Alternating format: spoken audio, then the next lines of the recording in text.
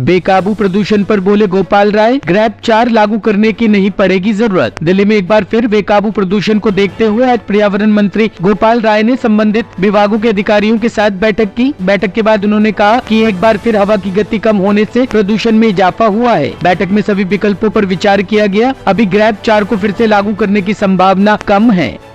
लिए गए क्या मेजर्स हैं? देखिए, अभी हमने जो दिल्ली में प्रदूषण की स्थिति में थोड़ी बढ़ोतरी दर्ज हुई है, उसको लेकर के आज बैठक की थी।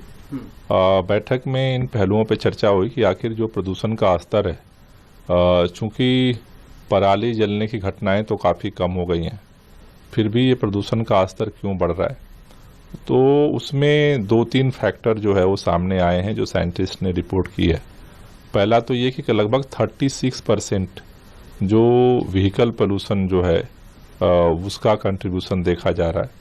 और उसके साथ साथ जो मेजर दूसरा फैक्टर है वो 31% जो बायोमास बर्निंग है, जो अलग अलग जगहों पे आग लग रही हैं छोटे छोटे, दिल्ली एनसीआर में जो इस तरह की गतिविधियां हो रही हैं, उसका जो है कंपोनेंट जो है वो बढ़ रहा है। तो इसको देखते हुए 2-3 महत्वपूर्ण निर्णय जो है अभी आज की बैठक में लिया गया। एक तो निर्णय ये लिया गया है कि जो व्हीकल पोल्यूशन को कंट्रोल करने के लिए ग्रैब 3 के जो नियम हैं, खासतौर से जो BS3 पेट्रोल की गाड़ियां हैं, BS4 डीजल की जो गाड़ियां हैं जिन पे प्रतिबंध है, इसको सख्ती के साथ जो है मॉनिटर करने का निर्देश ट्रांसपोर्ट डिपार्टमेंट को दिया जा रहा है, ट्रैफिक पुलिस को दिया गया है। दूसरा, जो ये जगह जगह आग लग रही है, पार्कों में, कूड़े में जो आग लग रही है, उसके लिए जो संबंधित विभाग हैं, खासतौर से MCD को, रेवेन्यू को, DDA को, कंटोनमेंट बोर्ड NDMC को ये डायरेक्शंस दिया जा रहा है कि इस पे विशेष तौर पर मॉनिटरिंग की जाए, क्योंकि अब उसकी संख्या ठंड बढ़ने के साथ ही इस तरह के छोटे छोटे आग लगने की संख्या बढ़ रही है और उसका कंपोनेंट जो है डस्ट की जगह अब ज़्यादा कंपोनेंट बायोमास बर्निंग का हो रहा है।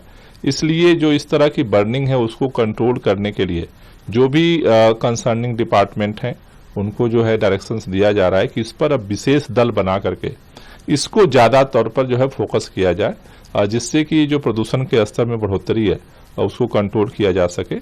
तीसरा, आगे की क्या स्थिति बन रही है उसको लेकर के भी चर्चा हुई है और उसमें जो चीज़ निकल के आ रही है कि अभी अगले 2 दिनों तक जो स्थिति है वो ऐसी ही बने रहने की उम्मीद है और 27 के बाद संभव है कि हल्की बारिश हो, हवा की गति तेज हो, तो फिर एक तो अंदर से जो सोर्सेज हैं उनको कंट्रोल किया जाए और दूसरा जो मौसम में परिवर्तन हो।